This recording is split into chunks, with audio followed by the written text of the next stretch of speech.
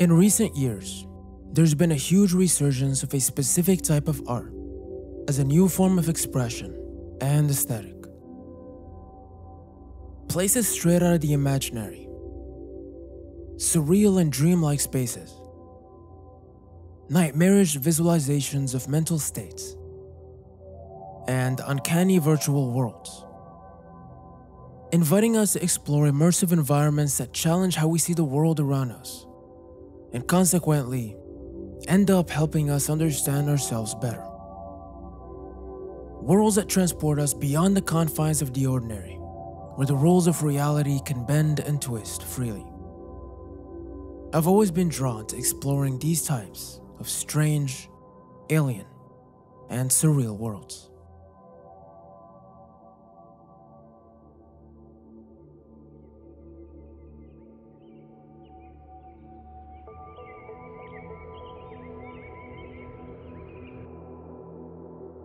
Places you've seen in your dreams is a term often used today to describe images of places that have a hypnagogic feeling to them. Dreamscapes, liminal spaces, and ethereal worlds. These images mix classical liminal space tropes with a dreamlike surrealism, resulting in some, as the name suggests, places you would have sworn to have visited and seen in your dreams. Mixing nature with man-made structures in unconventional ways, and expanding environments far beyond their usual limits. Indoor vegetation, rooms filled with water, stairs going up to nowhere, gardens in the sky, clouds in questionable areas, and spaces to get lost in. The emergence of liminal spaces in the last few years has given birth to a plethora of surreal imagery and to a multitude of subgenres. Thanks to it, we can now explore even more surreal and strange worlds.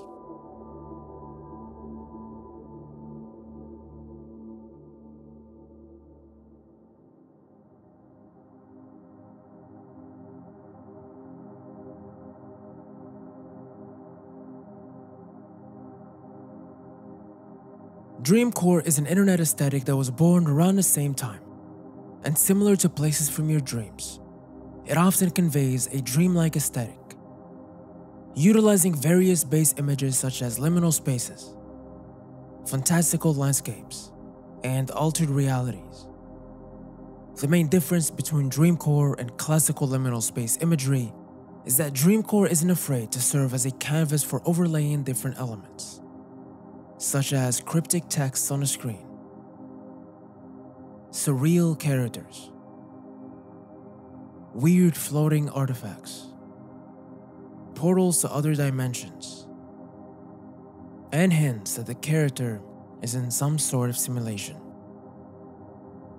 You will often see wide open fields, old nostalgic photographs, suburban neighborhoods that don't make much sense, windows or doors leading to voids, low quality Photoshop editing, and things that are meant to be outside, being indoors.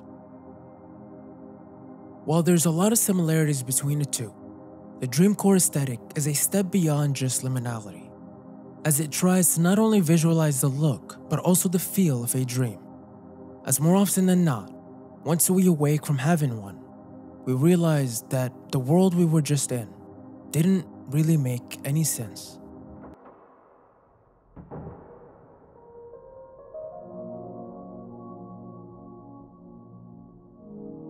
While this idea might seem modern, the concept of visualizing places from your dreams is nothing new. Classical surrealist works almost all centered around exploring the hidden world of the subconscious mind and delving into the depth of human thoughts and emotions. Artists embraced a process called psychic automatism, where they let their unconscious thoughts freely guide their art. This, from what you can guess, resulted in some out-of-this-world creations. Someone like René Magritte, who even though most of his paintings were drawn between the 1920s and 50s, seemed like something you would see online today, as a Dreamcore edit. A mix of dreamlike landscapes, unnaturally proportioned objects, randomly floating eyes and silhouettes, and doors going to nowhere. Other works of Salvador Dalí delve deeper into the subconscious and are not afraid to get weird and random. Some of his paintings resemble closely to Liminal Spaces, while others are very surreal and hold no shape. Objects melt and blend with their environments, floating randomly. His creatures are just as surreal as the world around them. While Minoru Nomata's surreal art is focused more on structure and form, large buildings and mechanisms, some inspired by history while others completely alien, yet hold no apparent use nor any coherent shape. His towers reach high for the sky with strange architecture, a mix of the organized and the disordered.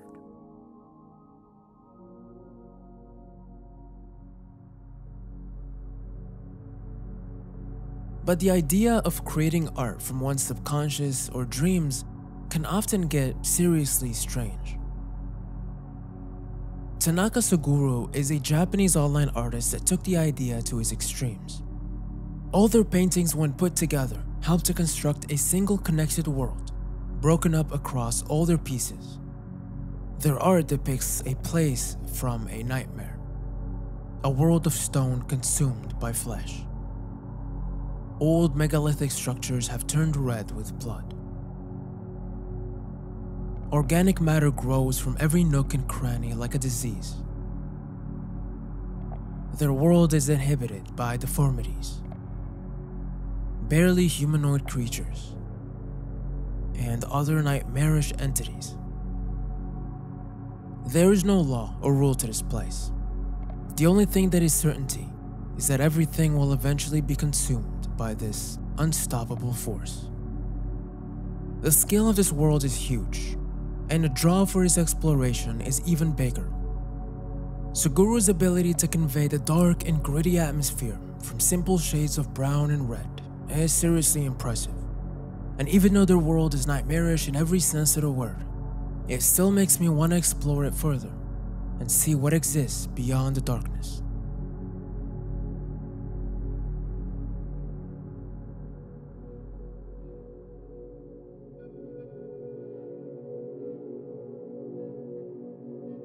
This level of strange surrealism can also be seen in Dreamcore's closely related aesthetic, Weirdcore. While both share enough characteristics to be almost interchangeable, they are still two distinct different aesthetics. Weirdcore, as the name suggests, often gets very weird, and is not limited by it simply being inspired by dreams. While similar to Dreamcore for also using a lot of liminal spaces as backdrops, Weirdcore is known for much more.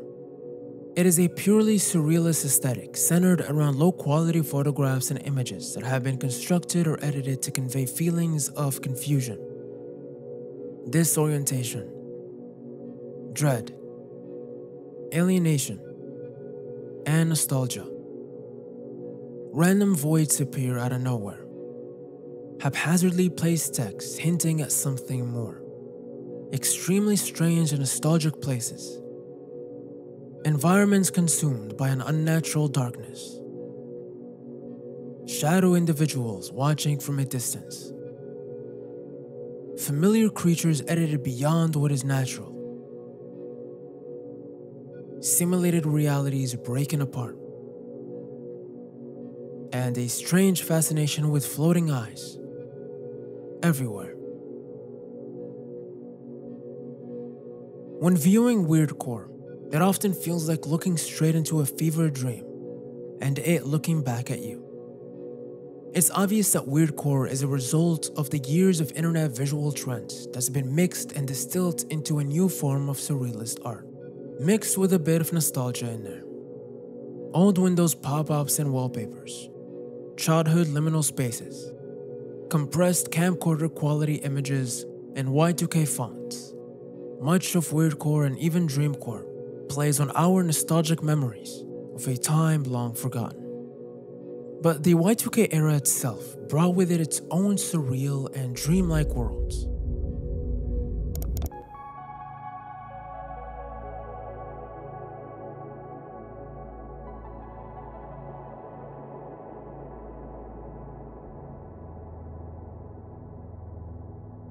An example of this can be seen in the works of Mike Bonnell, a name that might have faded from the collective memory, but back in the early 2000s was known for being the mastermind behind some of the most famous and nostalgic wallpapers of that era. With his blend of Y2K and 3D art, Mike created worlds that appear like portals to realms both strange and alien. The skies are a canvas where objects and spheroids glide, defying gravity. Expansive and soft waters stretch endlessly, painting a serene and dreamlike landscape that goes as far as the eye can see, inviting the viewer to get lost in its tranquil depths. Rocky islands and intriguing landforms and shapes emerge from the seafloor at random. And throughout all of his pieces, a nostalgic Y2K shine and gloss coats his worlds. The subtle glimmer of light creating an ethereal ambience, evoking cherishable memories of a simple time when technology was taking bold leaps into the future. It's a gentle reminder of an era filled with curiosity and excitement.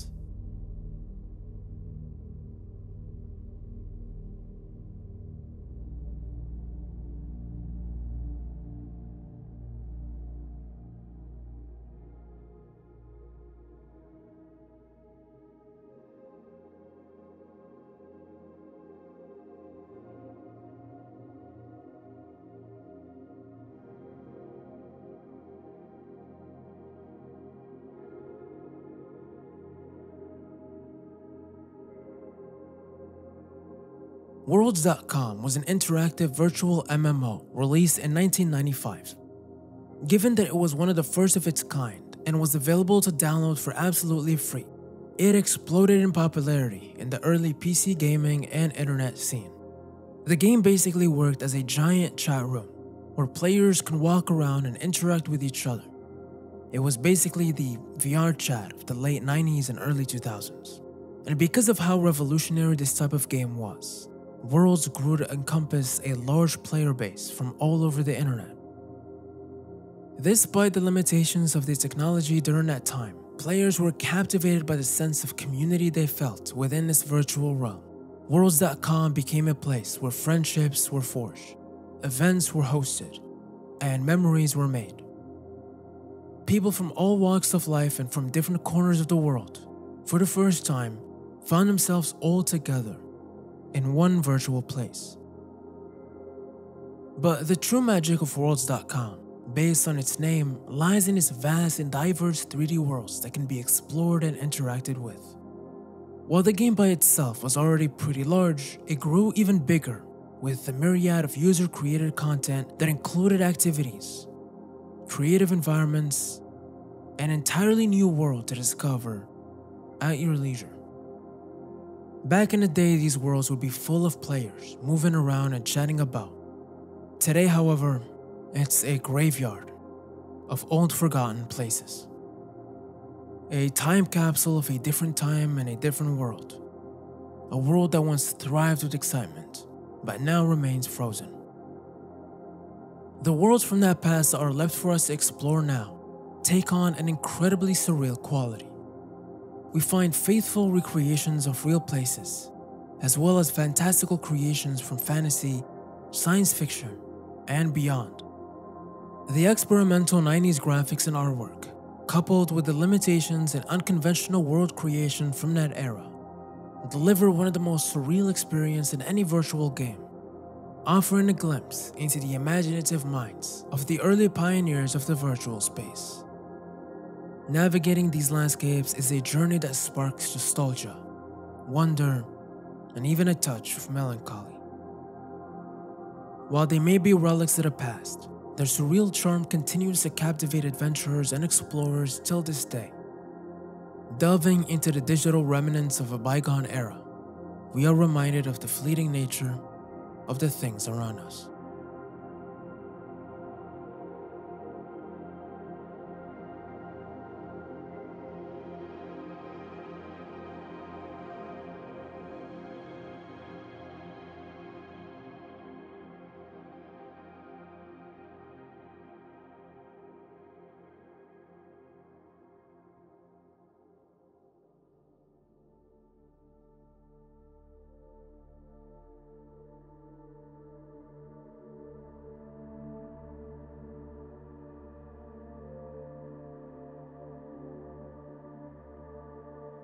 LSD Dream Emulator is a game that needs no introduction.